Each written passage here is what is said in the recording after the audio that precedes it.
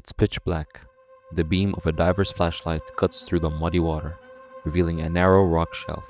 And then, Yeah, best you can. Thank you. No, thank you. Thank you. How many of you? They're all alive. 13. they're all there, thin, shaking, but alive. 12 boys and their coach, trapped 4 kilometers deep inside a flooded cave, and the world has just found them after 9 long days. They were lucky to be found alive. Others who entered caves like this were not. These are 3 of the most terrifying caving stories ever recorded. On the 23rd of June, 2018, 12 boys and their coach decided to head to a cave after soccer practice, gathering food and biking their way to their destination. The junior soccer team was headed to celebrate a teammate's birthday. The next thing they know, their celebration will turn into one of the most intense rescues in human history. Back in Chiang Rai, British caver Vernon Unsworth was all set to venture solo on the 24th of June until he received a call. The other end tells him about the boys trapped in Tham, Luang, the same place he was headed to. An unexpected heavy rainfall had blocked the boys' way out, and now it would take an army to get them out of there alive. But the question was, how did the boys end up in a situation that might cost them their lives? They called themselves Wild Boars, a team of young kids between 11 to 16 years old, along with their 25-year-old assistant coach, Ikafun Kanthawang, made soccer their life goal. But it was meant to be a short adventure, a fun party for 17th birthday before heading home. As they stepped inside, the air grew cooler, the tunnel grew tighter, and above them, rain began to fall heavily. Nobody would have known about their plight had it not been for that one player who decided to head home instead. 13-year-old Songpon Kathawang received a call that evening from their head coach, Nopart Kanthawang, telling him the boys' parents were worried and nobody seemed to know where they had gone. Songpon told the coach about the cave adventure. It was all he needed to hear. Within minutes, Nopart was racing through the forest towards the cave entrance. What he found stopped him cold. A row of bicycles scattered on the ground, football bags leaning against the rocks, and water already spilling out the cave's dark mouth.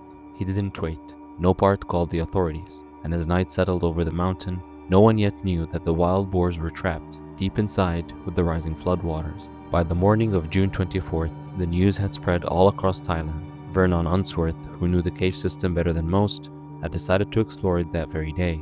But once he received the call, Unsworth immediately advised Thai officials to reach out to the British Cave Rescue Council, a decision that would soon catch experts' attention from across the world.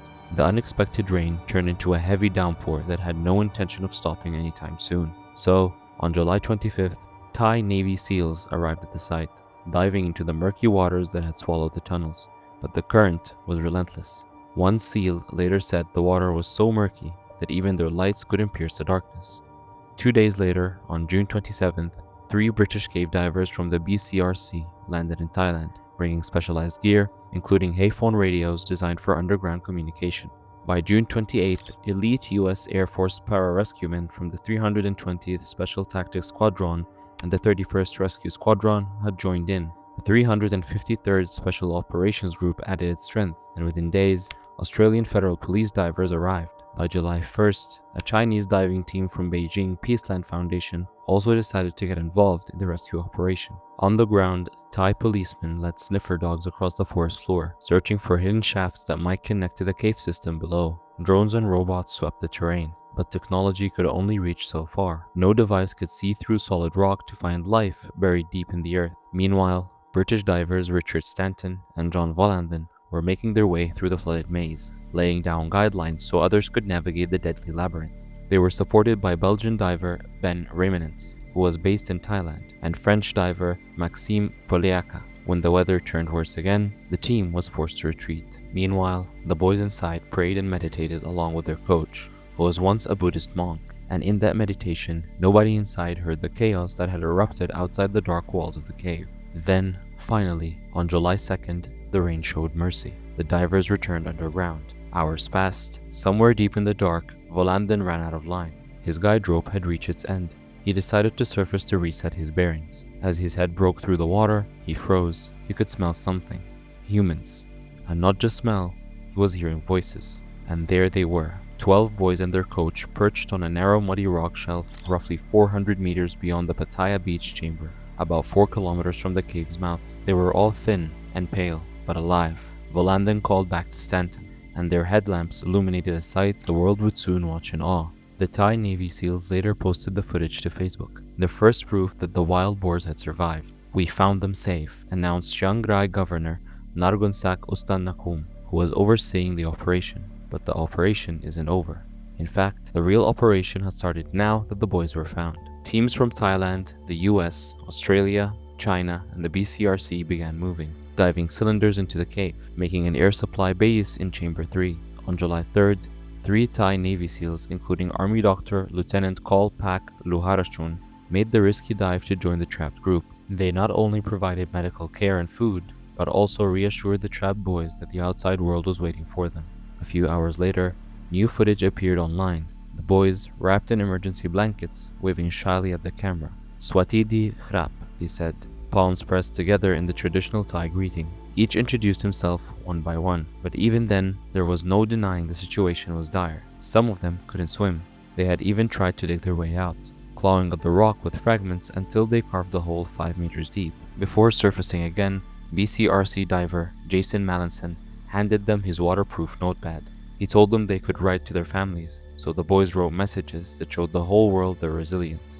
They wrote to their families not to worry about them. They were fine and fed, and that they would return very soon. The wild boars had survived 9 days in the dark. Rescuing them would demand something no one had ever done before. What began as a local search had turned into a global rescue operation. Hundreds of tents, trucks, and makeshift command centers filled the areas as volunteers, journalists, and rescue teams poured in. The site was then divided into restricted areas for Thai Navy SEALs, military personnel, and civilian rescuers, private sections for the boys' relatives, and designated zones for the press and the public. An estimated 10,000 people took part in this effort to bring the wild boars out of the deadly cave. Over 100 divers, representatives from around 100 government agencies, 900 police officers, 2,000 soldiers, and countless volunteers worked around the clock. 10 police helicopters, 7 ambulances, and more than 700 diving cylinders were mobilized, with 500 tanks inside the cave at any given time and another 200 constantly being refilled. By the end,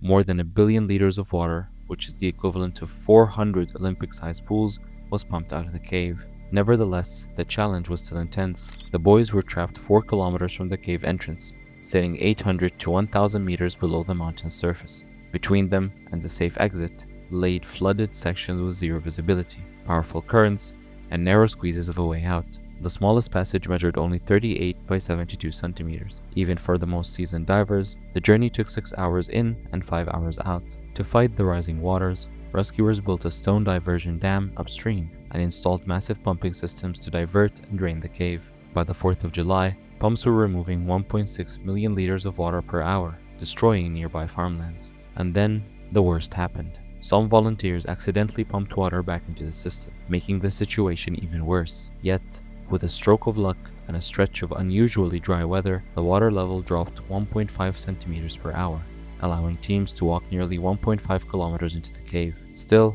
dark clouds were looming. Heavy rain was forecasted for 8th of July, threatening to undo every effort put so far. So the team would gather and brainstorm every possible option. Could they wait out the monsoon, supplying food and water until October? Could they teach the boys to dive? Could they find or drill an alternative entrance? Over 100 shafts were bored into the mountain, and one dropped 900 meters, but none reached the wild boars. But nothing seemed like a solution. Every possibility rang warnings of lives in danger, and in that chaos, the world would witness a tragedy. On the 5th of July, at 8:37 p.m., Saman Kunan, a 37-year-old former Thai Navy SEAL, volunteered to return to the cave one more time. His task was nothing out of the ordinary. He was meant to deliver 3 air tanks from Chamber 3 to the T-junction near Pattaya Beach. But during his return dive through the narrow, murky passages, something went wrong. Saman lost consciousness underwater. His dive partner tried desperately to revive him, performing CPR even in the darkness below. The team rushed his body back to Chamber 3, where they continued CPR for several more minutes. Despite every effort, Saman could not be resuscitated. At 1 a.m., on the 6th of July, the cave claimed his life. Proving as the last straw, Saman's death meant that the operation needed to end soon. By the 8th of July, tension around the Tham Luang cave had reached its breaking point. At dawn, officials ordered all non-essential personnel and media to clear the area. Something big was about to happen. This was it. The world's most complex cave rescue was about to begin. 18 of the world's most skilled divers suited up for the impossible. Each boy would be escorted out by one lead diver, responsible for his safety through nearly a kilometer of submerged tunnels. The plan was grueling. Each lead diver would navigate the flooded maze, while teams of 90 Thai and foreign divers waited along the way to provide medical checks, oxygen replacements, and emergency support. Even for professionals, this was a life-on-the-edge situation. Each boy was fitted with a wetsuit, buoyancy test, harness, and a positive pressure full face mask. Before the dive, Dr. Harris administered ketamine, putting each boy fully unconscious to prevent panic underwater. They were also given alprazolam for anxiety and atropine to stabilize heart rates and reduce saliva that might cause choking. The boys' oxygen cylinders, filled with 80% oxygens, were clipped to their chests, and they were tethered to their lead divers like fragile lifelines. Each anesthetic dose lasted less than an hour, forcing trained divers to administer top-up injections mid-journey, sometimes underwater. Every move had to be exact. Lead divers swam beside the boys, sometimes pushing, sometimes pulling, always keeping their own heads above the unconscious children to shield them from collisions with jagged rocks. In narrow tunnels, they could only feel for the boys' breath, watching for tiny bubbles in the pitch-black water. Once they reached the dry section, the boys were hauled out of the water and stripped of their dive gear. 3 support divers carried them on drag stretchers for about 200 meters, where Craig Challen would check their vitals before the boys were redressed and submerged again for the next stretch. It was a precise operation happening in a rhythm. Every 45 minutes, another boy emerged out into the rescue route. When the boys reached Chamber 3, hundreds of rescuers waited to pass the boys hand to hand in a human daisy chain. Wrapped tightly in sketch stretchers, they were carried, slid, and even ziplined through pulleys installed by rock climbers. The path from Chamber 3 to the entrance, once a 5-hour slog, now took less than an hour, thanks to the relentless draining and clearing efforts. The extraction was expected to span for days. After each run, crews had to refill oxygen tanks, reset lines, and restock supplies. It was a process that took 10 to 20 hours between rescues, but luck was finally on their side. By 7 p.m. that evening, the first 2 boys were safely out and rushed to Shanghai Prahanakro Hospital. 2 more followed soon after. The lowered water levels, aided by newly constructed wires and improved weather, had dramatically reduced their travel time. On the 9th of July, 4 more boys were brought out alive, and on the 10th of July, the final 4 boys, along with coach Sterkfontein, made their journey back to the open land. The world watched in admiration of the teams that worked relentlessly to keep these boys alive. What began as a simple adventure turned into a global rescue operation. The boys had expected to ride their bikes back home, but what they saw instead was the whole world waiting for them, praying that they would come out alive. High in the mountains of Provo, Utah, just beneath the looming Y Mountain near Brigham Young University, lies a cave that few had seen, and even fewer have dared to enter. To some locals, it's called the Cave of Death. To others, it's Golem Cave. But for most, it remains a deadly mystery hidden in plain sight. In 2005, 5 friends set out in the dead of night, around 2 in the morning, to uncover this secret cave that had become somewhat of a legend among thrill-seeking students. What awaited them wasn't a majestic cavern, but a claustrophobic crawl space barely 4 feet high and partially submerged in icy cold water. The true danger, however, lay deeper inside, a narrow 18 by 20 inch tunnel completely filled with water, stretching 15 feet between the 2 sides of the cave. It looked harmless at first glance, but for those who dared to squeeze through, it could easily become their death sentence. But the thing is, others did dare to squeeze through before this group even decided to venture on that day. In fact, one of the 5 friends, 21-year-old Jennifer Galbraith, had explored the cave before. Confident in her experience, she assured her friends they just needed to hold their breath and everything would turn out fine. So, on the 18th of August 2005, 24-year-old Blake Donner, 28-year-old Scott McDonald, and 18-year-old Ariel Singe followed Jennifer into the dark, suffocating passageways. However, the 5th friend decided to stay behind and wait. Jennifer went first, disappearing beneath a narrow surface. The others watched, expecting her to reappear on the other side, but she didn't. However, nobody thought anything of it. They believed that Jennifer was on her way to the other side and decided to enter the cave. One by one, they slipped into the same narrow, flooded tunnel, each believing their friends had made it through safely. But none of them made it out. The one friend who stayed behind, 26-year-old Joseph Ferguson, grew anxious after waiting for 45 minutes, expecting to see his friends on the other end of the tunnel. He started calling people who knew the cave and finally dialed the police at 6:25 a.m. Rescue teams rushed to the site. working frantically to pump oxygen into the cave in case anyone was still alive. They also began draining water, managing to lower the level by about 2 feet, which was enough to begin their search safely. Still, nearly 4 hours passed before the first body was found in the tunnel. One diver speculated that the first victim, Jennifer, might have accidentally blocked the way for the others as they tried to escape. As she felt lightheaded, Jennifer panicked and decided to turn around, blocking her way and the passage for her friends. One body was found on the tunnel floor. 2 more were floating nearby. It appeared that the group had become disoriented while trying to swim through the pitch-black passage connecting the chambers. From what rescuers could tell, the friends had actually made it to the far cavern, where a small pocket of air allowed them to lift their heads above the chest-high water beneath a 6-foot ceiling. There was enough space for several people to rest and breathe before turning back, but when they attempted to swim back towards the entrance, something went horribly wrong.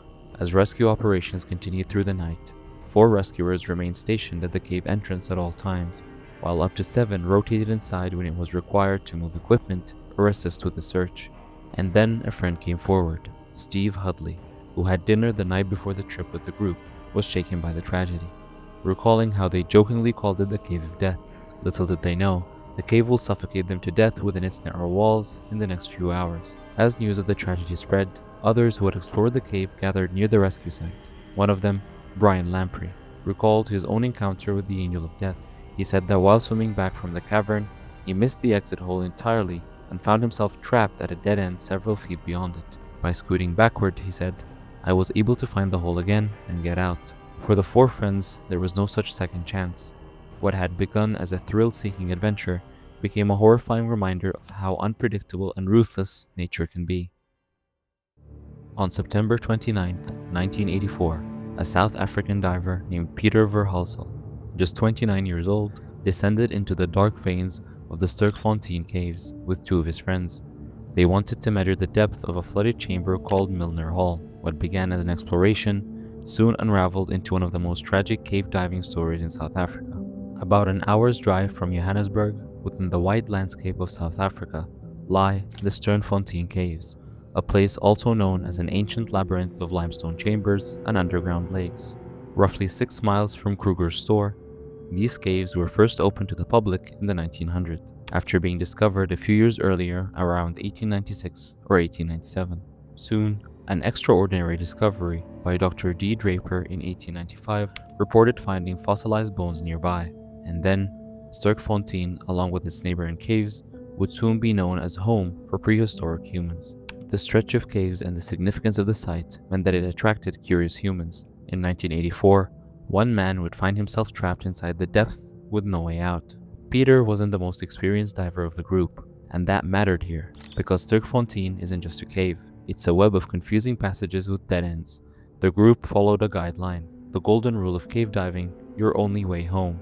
But Peter was too curious. He broke off from the line, not once, but 3 times, slipping into narrow underwater passages that branched off from the main route. Each time, his friends went after him, until the 3rd. The moment he let go again, he disappeared into the dark. Peter had entered a tunnel that twisted and forked until his own bubbles betrayed him. He was lost. He surfaced by sheer luck into a small island of rock, deep inside the flooded cavern system. As he stayed on that rock, Peter would quickly realize his light ran out of battery as the darkness ensued, and the silence of the cave began to close in. He waited for as long as possible.